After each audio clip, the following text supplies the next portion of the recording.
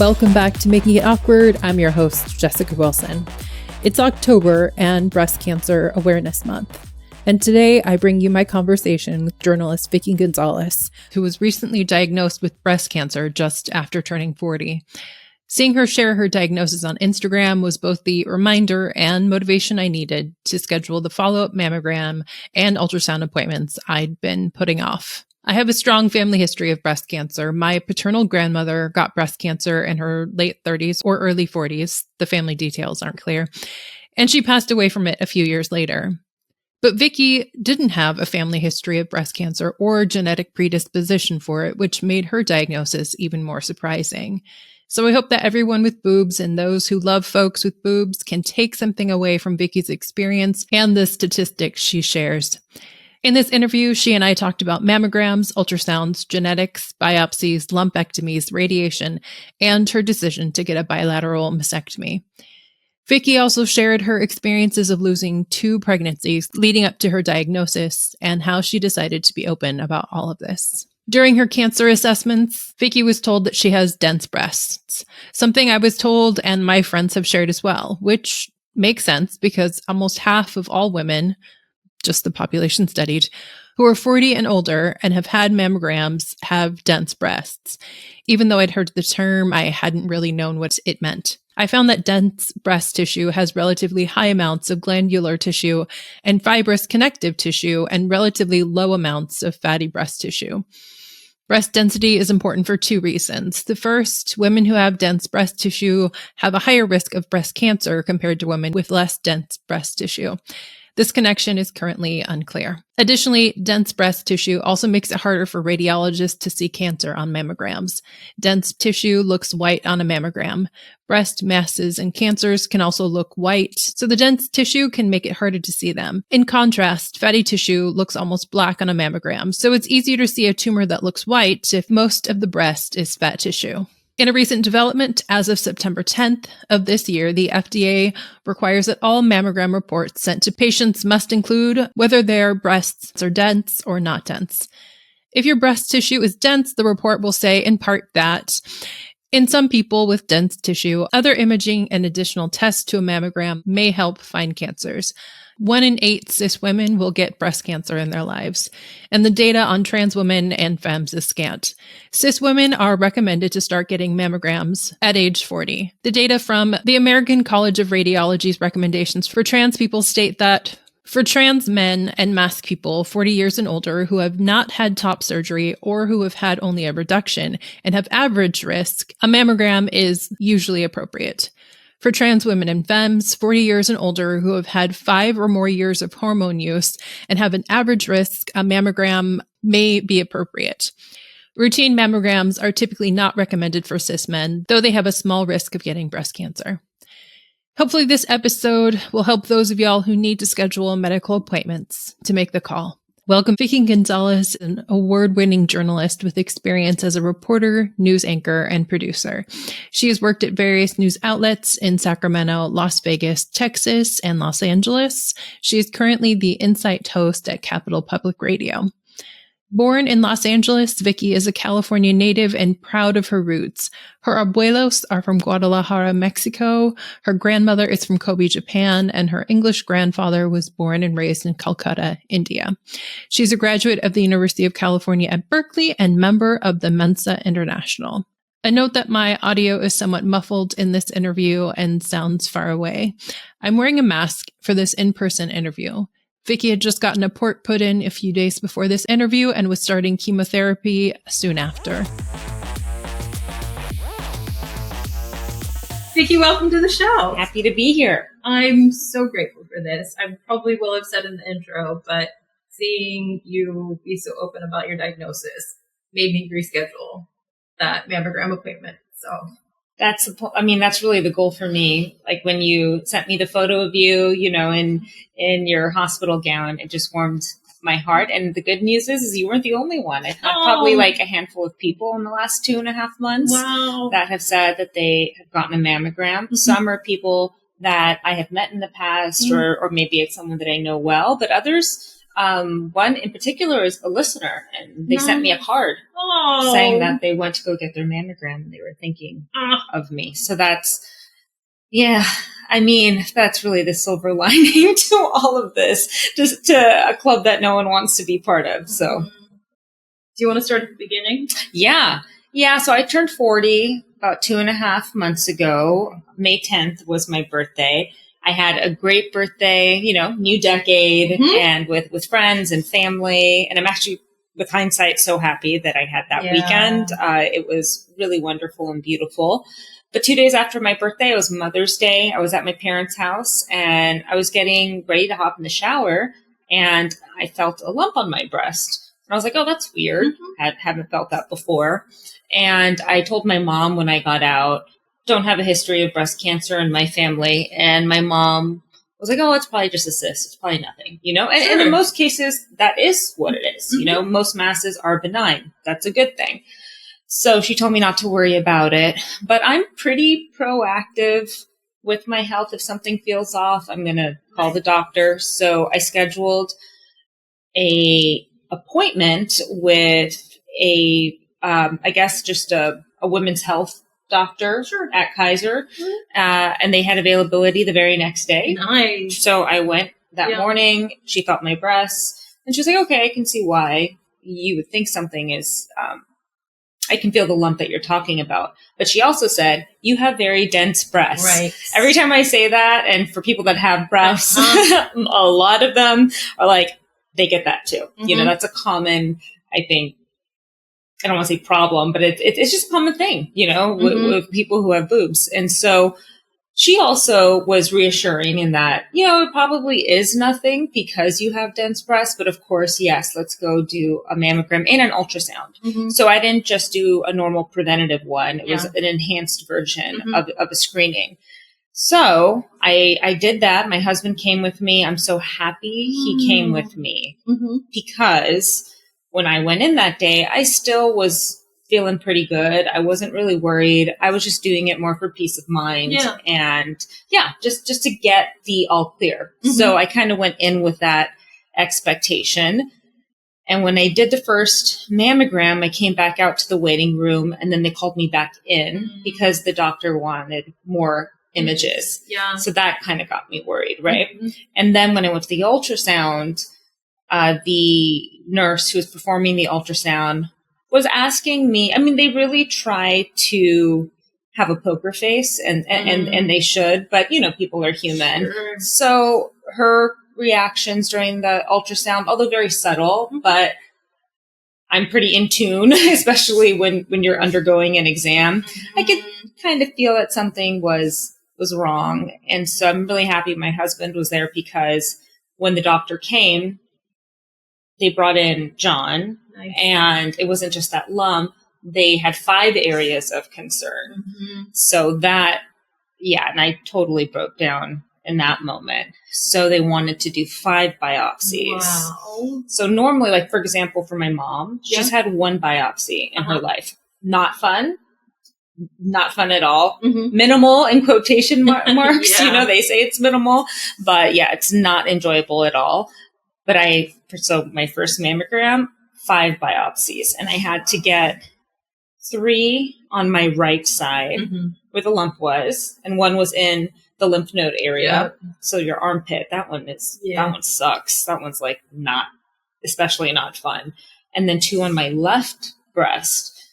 So they scheduled that 2 days later. Wow. Yeah, it was pretty incredible. And I also think maybe they never said anything, but I think because it was 5 and they were like, this is a lot, I think they were acting perhaps with more urgency, just because that was a high number of biopsies.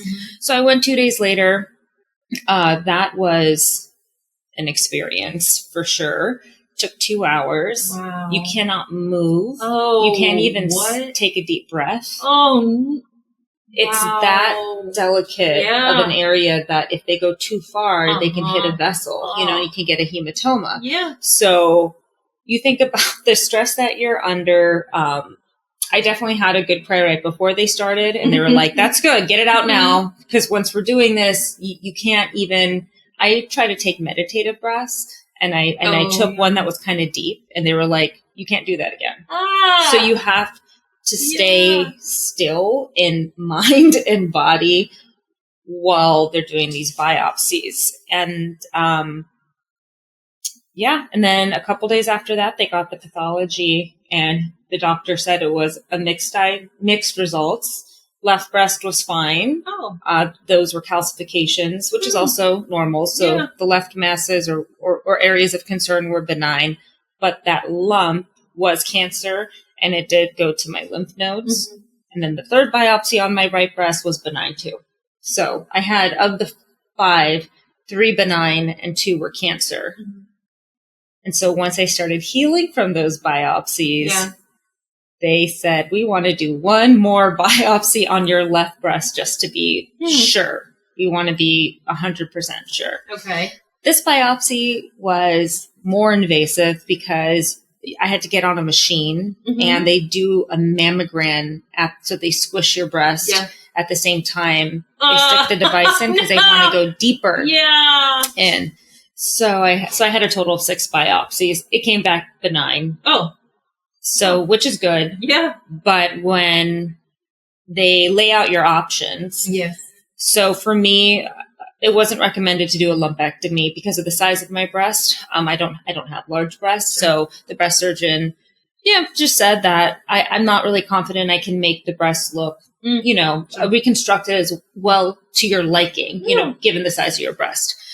So that would be a single mastectomy. And they always say, breast cancer doesn't jump from one boob to another. Like if you have breast cancer in both breasts, those are independent cancers. So you don't have to get a double mastectomy, but they recommended a single mastectomy and a lymph node removal. But for me, having just been, a couple weeks into being 40 and getting my first mammogram and having to do 6 biopsies, even though 4 came back benign, I was just like, nope, take both of them. I don't want to have to go through that again. And I already knew I was in for a long, uncertain, stressful, scary road for one breast. I did not want to even think about that happening again, once this is hopefully all behind me. So I chose to get a double mastectomy. And when you get a double mastectomy, that doesn't remove your chance of breast cancer recurrence because it can still be in your chest cavity. But it reduces it. It does reduce it. But I think what you learn about breast cancer and probably all cancers is there's no fully treatable, fully curable. There's always, there always is the risk of rogue cancer cells or still being in your body. So since then I've had a double mastectomy. I had an initial lymph node removal. Then, it's the curveballs and setbacks kind of get frustrating because after that I thought I would just get to do radiation. And I know but this is all relative, just do radiation. So I'm looking at a calendar in my brain. So I'm thinking, because that's what helps me get through it. I'm trying to visualize, okay, so I can be done with this by Labor Day. Okay. And it was June. So I'm like, all right, I can do this. That's 2.5 months. I'll do the double mastectomy. I'll do the radiation. And then this is behind me. That wasn't the case. So when they sent my tumor, my lymph nodes off, they always grab a couple more. So at that time, they thought it was just 1 lymph node. But they took 5 just to make sure if there was any microscopic or smaller levels that the PET scan and the biopsies didn't pick up, or the mammogram or ultrasound. And there were. So there was an additional 2 lymph nodes that had cancer.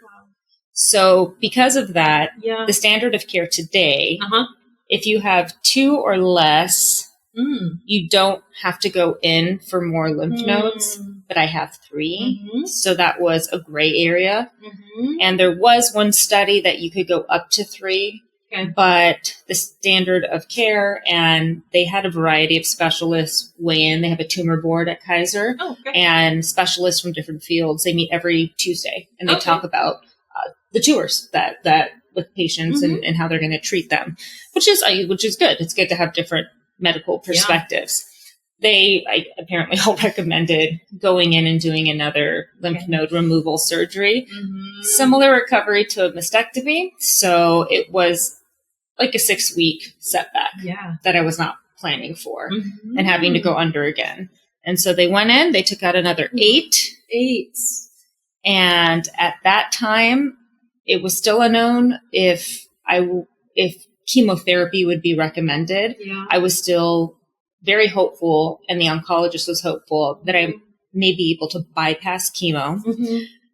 But unfortunately, with that second lymph node removal, another lymph node came back with microscopic cancer.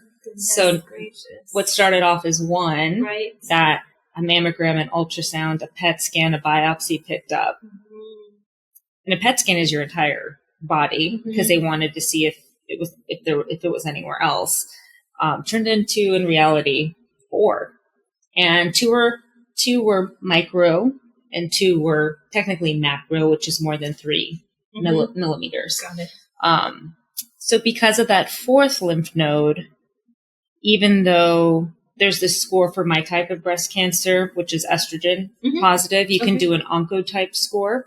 And that's the gold standard now in determining the risk of cancer coming back. So it goes above staging. So staging, I guess if you're stage 1 or 2 at least, they don't really, with my cancer, don't really look at that so much. They really look at the oncotype score. It's a score from 0 to 100. Once they take your tumor out and your lymph nodes out, they send it off where they look at each tumor's unique from, I think, what's just the shape of it, like the features, the characteristics. And it's this complicated formula, but from a score to 0 to 100, the chance of your cancer coming back. Higher the number, the higher the chance. I have a very low score, which was great. So my score was 11, and my oncologist said that was the lowest score he has seen in a person with breast cancer under 45. Because people who have breast cancer younger, it's typically more aggressive. So great news. I have a very low percentage of this breast cancer coming back within the next decade. But for me being 40, I'm like, okay, well then I'm 50. So do you have any other data like about maybe the next 25 years or the next 30 years? And they don't. So, I mean, the oncotype score has only been around for about a decade, widespread use for 5 years. But I had a low score. Now that meant that there was a high likelihood I could bypass chemo. But with that second surgery and the additional lymph node, that changed everything. And so my oncologist recommended chemotherapy. You're always in the driver's seat of your care. You can say no to everything. So there is no one's making you do anything. It wasn't a decision that I made immediately. Like I slept on it. I wanted the emotion of being told that to go through its necessary process. And then I just wanted to make like as rational a decision as possible. Because initially it was like, no, because of all the 3, from the procedures to treatments, chemotherapy scares me the most. And so I gave myself time to not make a decision based on fear, but rather just trying to be as logical as possible and make the best decision that gives myself the best chance of never having to deal with this again. And so I chose to go with my oncologist's recommendation and start chemotherapy, which starts this Friday, and that'll be my first cycle. And then after that will be radiation. So what turned into, hey, I might be out of this by Labor Day, is now more, if everything goes according to schedule, I will be done the last week of December. And, I'm not really big on, New Year's resolutions or things like that. But honestly, it feels good that if to be done, like literally the last week of 2024 and just kind of rip that page out and start 2025 fresh with it behind me. At least the brunt of it behind me. Are there any things that you were preparing for or thinking about going into chemotherapy?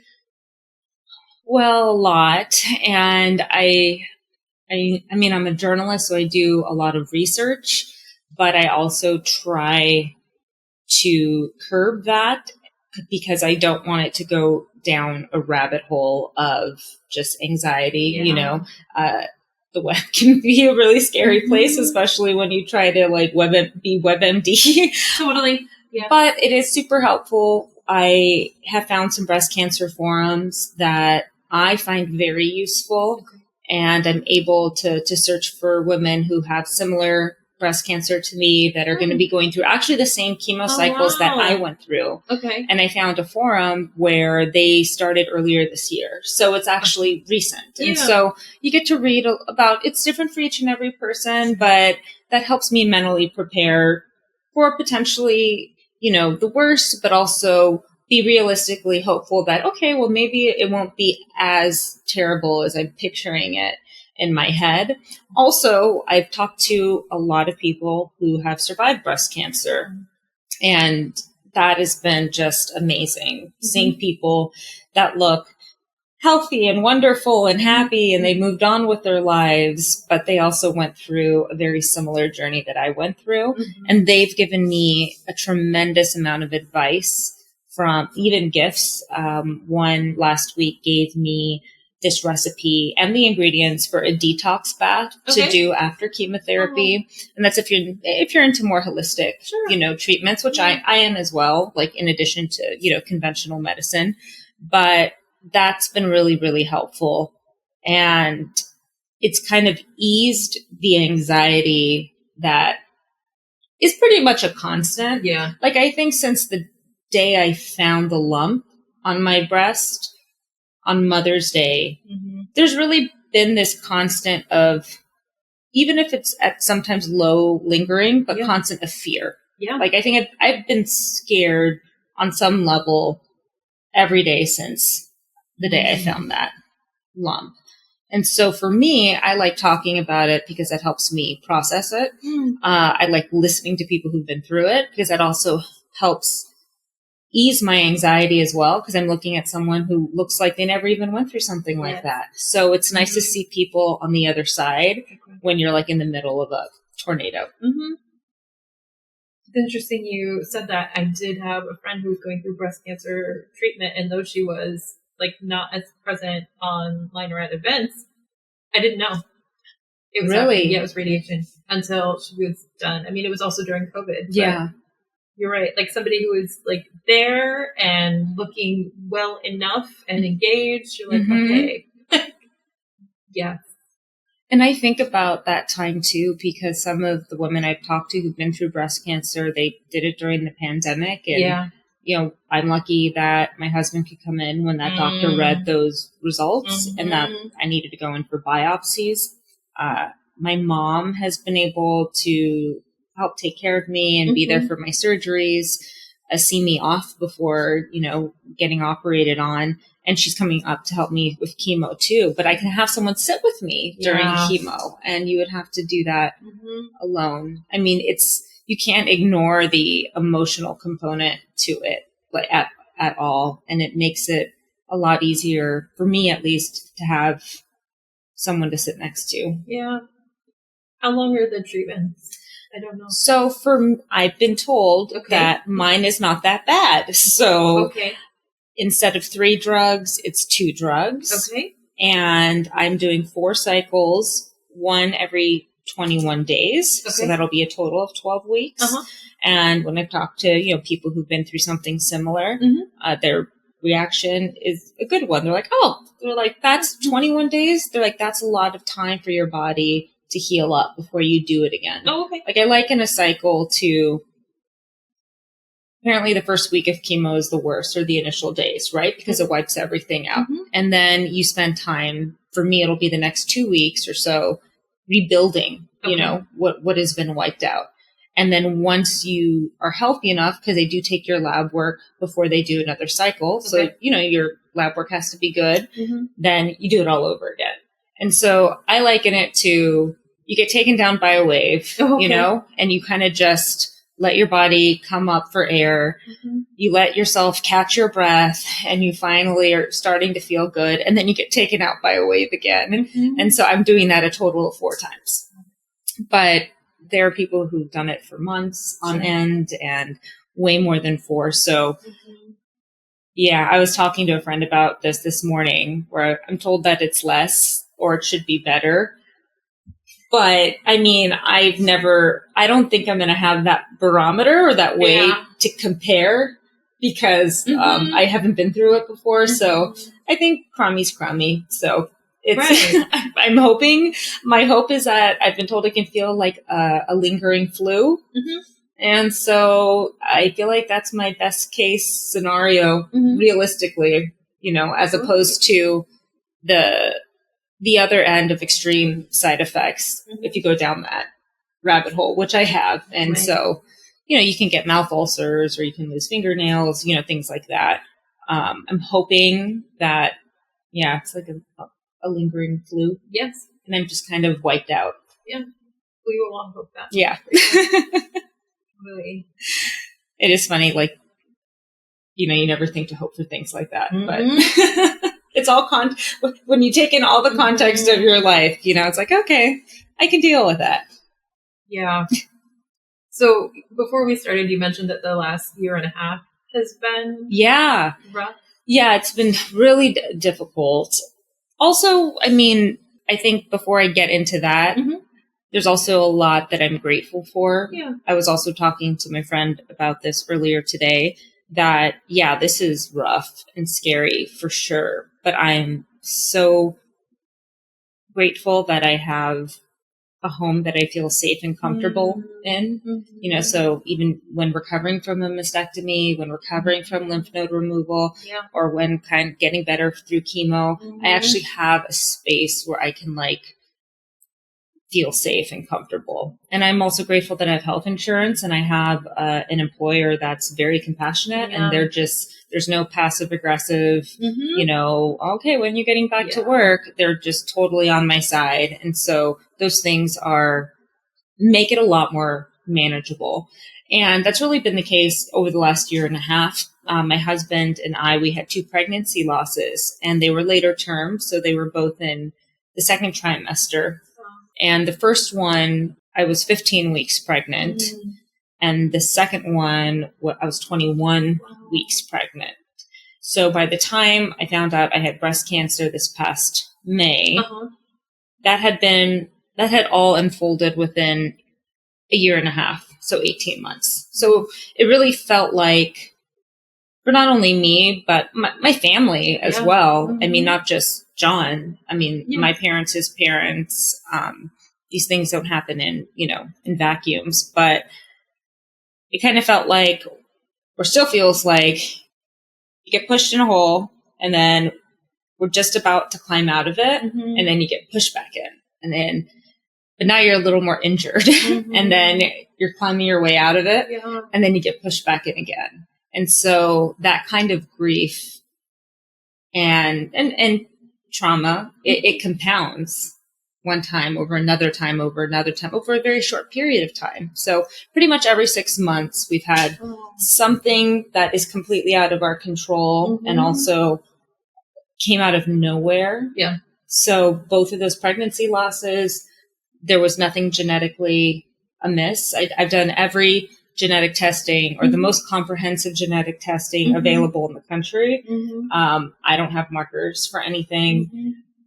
We did autopsies on both of our babies, and it was normal. I mean, and then you also learn with reproductive care and also prenatal care as well. I mean, there are thousands of abnormalities that are probably even more than that can happen, but really they can only test for a select few. And so yeah. And with breast cancer, no family history.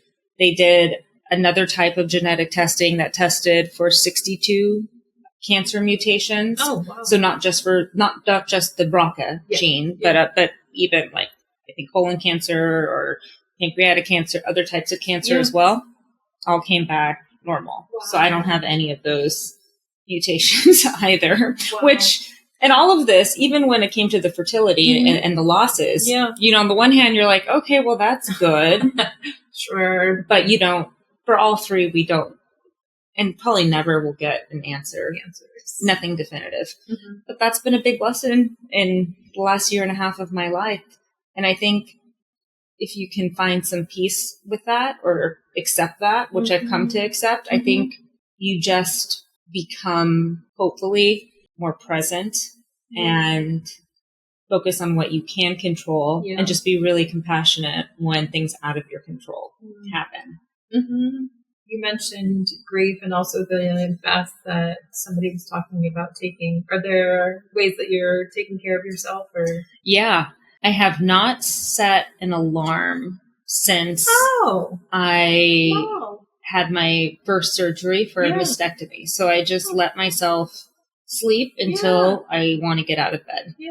And there are times that you have insomnia, of course, because you get those, I'll wake up at 3 a.m. and then my mind's just racing and I'm thinking about everything that could be going wrong. And I'm like, now's the perfect time to do research on my phone, which is on my nightstand, which I know probably shouldn't be, when that just keeps me awake even longer. And for some reason, at 2 or 3 o'clock in the morning, that's when you think all the worst things. You don't think happy things.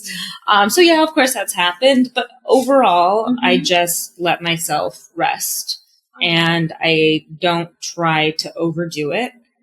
I also am going to an integrative oncologist as well, in addition to, going with Kaiser, and that is Chinese medicine oncology. And so doing acupuncture and more holistic practices as well. So I'm trying it all, doing anything that we have the means to do as well. How do you find the additional oncologists? So for fertility, I did not, my husband and I were able to get pregnant naturally, but it was with the help of a fertility acupuncturist. Oh. So the two of us had been trying for a couple years and didn't get pregnant. And I had heard someone recommended this fertility acupuncturist. And so he's been doing it for decades and is really good at what he does. And so I've been going to Dr. Cherry for the better part of 2 years because I was pregnant twice. Yeah. And so when I found out I had breast cancer, I actually texted him and asked, do you know anyone who does what you do, but for oncology? Yeah. And he replied, I don't, but let me do some research and I'll get back to you. And he found Dr. Bianca. She is an integrative oncologist based in Berkeley and Napa. And the nice thing about that is I don't have to commute there. We can do telehealth. Oh. And in addition, Dr. Cherry, since he's based in the Sacramento area, he offered to do acupuncture on Dr. Bianca's behalf. And so she consults with Dr. Cherry. Wow. So then he will treat me. So I don't have to drive an hour and a half each way in traffic, which is pretty much counterproductive to doing acupuncture anyways. I think it probably diminishes the benefits of acupuncture if you're like stuck on I-80 for, the better part of 2 hours. Yeah. Wow. Yeah. That's amazing. It just shows how, as with anything in life, it's, 6 degrees of separation, or just as long as you ask and you talk about something, like you can get what you need, and get connected to information. And so I'm happy that I do tell people, because that's actually connected me to other people who have survived breast cancer and we've gotten coffee or gotten lunch. I would have never known how many people have gone through this. Yeah. I know it's 1 in 8 women, and of course men can get it. Of course, people within the LGBTQ plus community as well. So it's not just women who can get breast cancer, but you don't, as maybe an example with your friend who went through it, understandably, I think a lot of the times it's done in private. The same thing also with pregnancy loss as well. Yeah. Or just reproductive issues. And I've talked about both of them, one, to help dismantle that stigma, but also I think it can lessen the blow and it can be so much more helpful going through it with other people. Because I tried to be private about it, especially the first pregnancy loss. And it just felt so tremendously lonely. Yeah. And then I just got angry about it. I was like, why? Why am I not talking about this? I mean, I can tell people if my pet passed away. Yeah. I can tell people if I lost a parent or I lost a friend. But for some reason, this thing, like we can't, it's not even a thing, but this loss, we can't talk about that. It's socially not acceptable. Right. And so then I was just like, F it. Same thing with breast cancer too. Yeah. And then I realized how common it is. I mean, 1 in 8 women, that's a lot. Yeah. And that it is the second most common cancer for women in the United States. And that I think 85% or the overwhelming majority don't have family history. That floored me. That floored me when I found that out. Yeah. Because, and for good reason, I mean, you think about the BRCA gene and family histories, but because that takes a large part of the conversation, understandably so, for me, I didn't think I would really get breast cancer. It just wasn't on my radar. And I think what comes with that is maybe you don't give yourself as like proper breast exams, self-exams. I know I didn't. I mean, I would kind of look and, feel around, but I actually was more concerned about maybe other cancers, other than breast cancer, because I just assumed that the majority of breast cancers are family history. Same. And it's not. Yeah. It's like 80% don't have family history. Yeah. And the doctor who gave me my diagnosis, I did ask him, it's like, this feels pretty rare because I don't have any underlying health conditions and I'm young. Yeah. And he politely interjected and was like, oh no. He's like, we have women in their 20s and 30s getting diagnosed in my office every week. It's wild. Yeah, that's one of the things that I wrote down from your post. Yeah. I cannot imagine having those conversations at 20 and 30, and what a missed opportunity to have those conversations. Yeah. I mean, until recently, mammograms were recommended at 45, and then they just changed it to 40? Yeah, they just changed it to 40. And of course, if you feel a lump, you can get one earlier. And if you have a family history, then you can get exams earlier. But for someone in my case, the earliest I could get a preventative screening is 40. Yes. And I ended up doing it 3 days after my 40th birthday. It's because I found a lump. But yeah, I mean, a lot of people also put it off. I have friends who are, of course, 40 as well. And, or maybe they're 41 or 42 and they just haven't gotten around to it. I mean, life is busy. Going to the doctor is not fun. It also can be really expensive and difficult to navigate. And just at the minimal, it's inconvenient. I mean, it's not really a fun exam to do. No. So it's easy to kind of talk yourself out of, oh, okay, yeah, I'll do that eventually. And then eventually can be, a couple years later. Yeah. I remember going shortly after turning 40 because of my strong family history and saying, I want this done. And the doctor was like, meh. Really? Yeah. She was like, you're just 40. And I was like, true. Like, isn't that when they start happening? And, long story short, because she thought it wasn't preventative because I was 40, it wasn't coded as such, which meant that I needed to pay for it. I'm like, wow. Right? Wow. Way to make me not want to go back. Of course. I mean, it's tough to navigate healthcare in general. Yeah. And especially, even if it was unintentionally, it's kind of talking you out of doing Literally talking you out of it. Yeah. Yes. It wasn't until I said 5 times that my grandmother died at 40 or 41. She was like, well, okay. This is not help. Who else are you talking to? And a big piece of it is advocating for yourself. Right. And that's just tough. I mean, that's hard for me to do. I mean, I've gotten better as I've gotten older. But really, I mean, if I'm naturally can be kind of more of a timid person. Yeah. And, I don't want to push for things. Now I do, but I'm thinking of myself in my 20s or something. Yeah. You can, I mean, it's really hard, but not everyone is innately equipped to be that advocate for yourself. And oftentimes we go to the doctor by ourselves. Yeah. And it's really good to if you can, take a friend or take someone who can just be a second pair of ears and also ask questions that you might not think of. Right. And yes, be the person to listen when you have fully stopped being able to deal with it. Yeah. So that's the one thing. I mean, there's a lot that I'm grateful for, but even despite all of this, but I'm happy that I've been able to go to doctor's appointments with someone, whether it's my mom or my husband. And I have a lot of friends who've offered as well, because for both of the first pregnancy loss, I was by myself at the doctor. Wow. And that was the first time John didn't go. Mm-hmm. And I thought I was, I thought everything was smooth sailing. I was already technically in my second trimester. Mm-hmm. They always say the first, 12 to 13 weeks is the most, you have the highest risk of having a miscarriage. So I was week 15.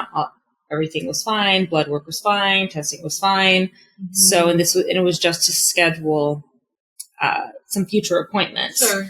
So I was like, oh, okay. You don't have to take time off work for that. Like, I got it. Yeah. And that's when I found out. And that was awful. And I know he felt terrible as well. So ever since then, especially with this, we've made a point I will go with someone to the doctor, even if it's something simple. Yeah. Or seemingly simple. Sure. Because you just don't know. Is there anything else that you would like folks to think about or keep in mind or make sure to go and do? I would love if people would get mammograms when feasible, because, I know life is busy and healthcare is really tough. I also just think it's really important to talk about it. Some people have asked me, and you don't have to talk about it on a podcast, or I obviously wrote an article, like I work at Cap Radio. So I mean, you don't have to go to that level, of course, but find just a core group of people at least that will support you as you're walking or stumbling through this. Sure. It makes all the difference. And if you are that person who is going to be that caretaker in some capacity, I've been asked, well, what do I say? What do I do if I don't really know what to say? And everyone's different. So you don't really know what that person needs, but you'll never know if you don't say anything. And so then it feels like you're avoiding someone. Sure. So I think the best thing to say is, say if it's a text message or an email or even a voicemail, you don't have to respond to this, but I just want to let you know that I'm thinking of you. I'm here for you in whatever capacity that you need. I'll continue to check in every now and then, but don't feel the need to have to reply if you don't want to. Sure. And I think that it just leaves the ball in the person's court. Because what I've learned with pregnancy loss and with breast cancer is that sometimes there are people who are making that decision for you because they're uncomfortable. Wow. It's like, well, I don't want to bug you because you're already going through so much. Right. And so I don't really want to bring it up. Yeah. And for me, it's like, well, you just made the decision for me. You didn't really leave the ball in my court to show up in a way that I would need you to. And then also in a way that you're capable of as well. And that's the other thing too. I do not expect one person to be everything for me. That's not realistic at all. Everyone copes differently. Everyone grieves differently. Everyone helps in different ways. They show up in different ways. And everyone has their own stuff going on in their life too, right? I mean, life is busy and it can be hard, for a variety of reasons. So I'd like to think I've been pretty good in having a community of support. So I'm not just leaning on one person. And that's made it easier, I think, for example, John and I, we've had a really rough year and a half, but it's made us stronger. And I think any type of partnership of that level of intimacy that you have with someone, when you go through hardship, it can make or break you, but it's a choice. And so I think for us, it's made us stronger. It's far from pretty, Sure. I would love if he and I always talked in therapy speak. Just kidding. No, I don't. But, we were so emotionally in tune all the time when we say the right things, and that doesn't happen, of course. And when you're in a relationship with a level of intimacy like that, you get the best of them. You also get the roughest parts too.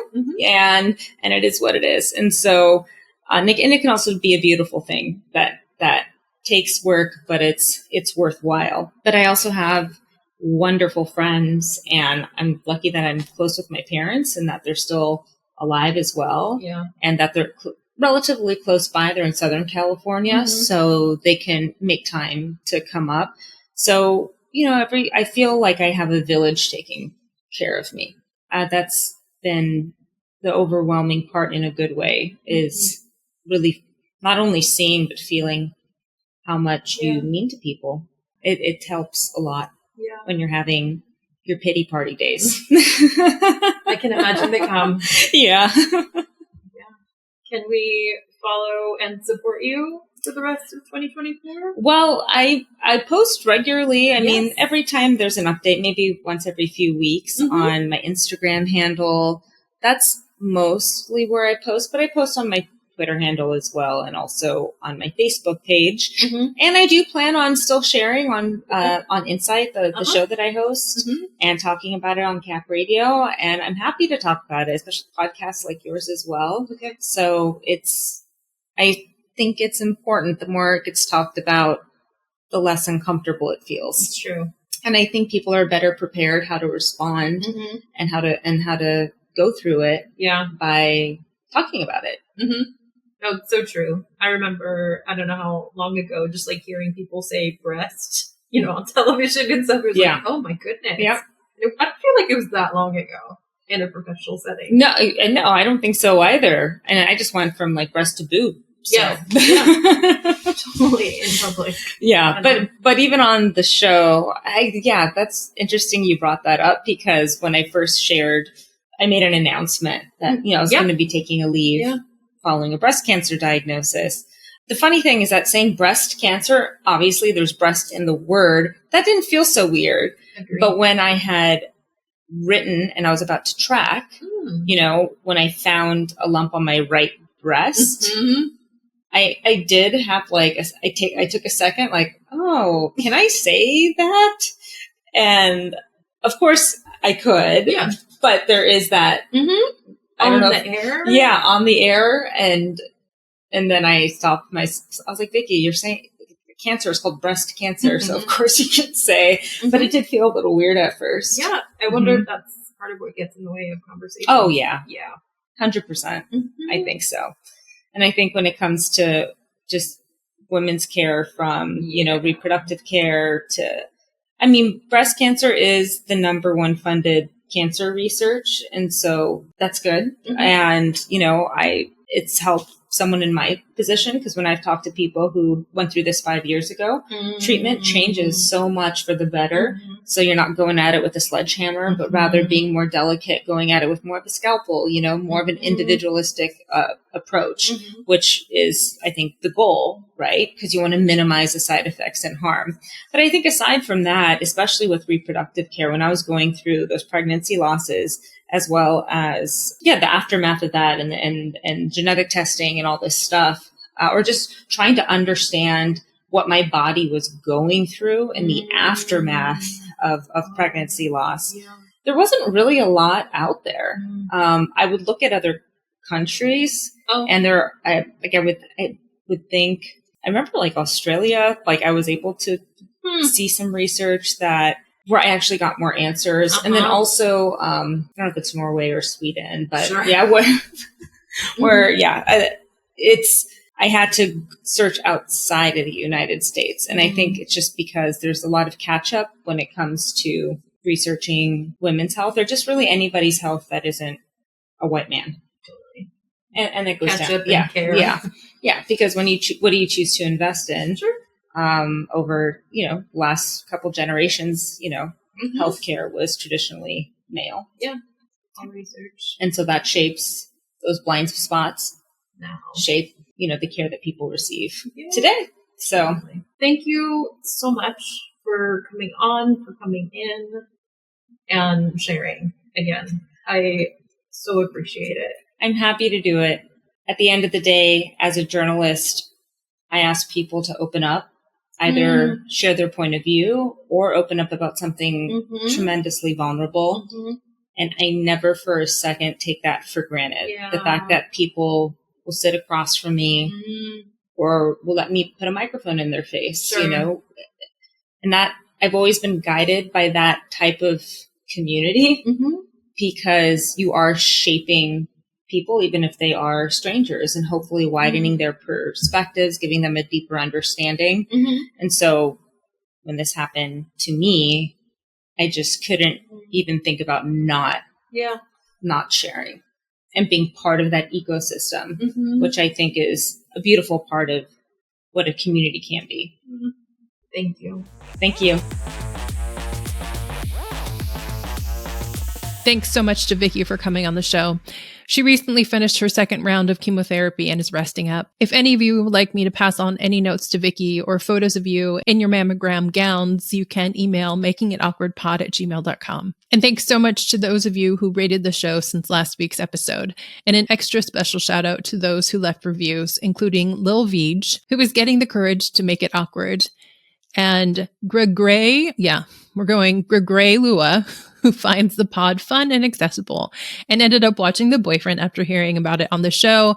And then Yolanda, who appreciates that guests are invited to share perspectives without judgment or leading questions and encourages me and all of us to stay awkward.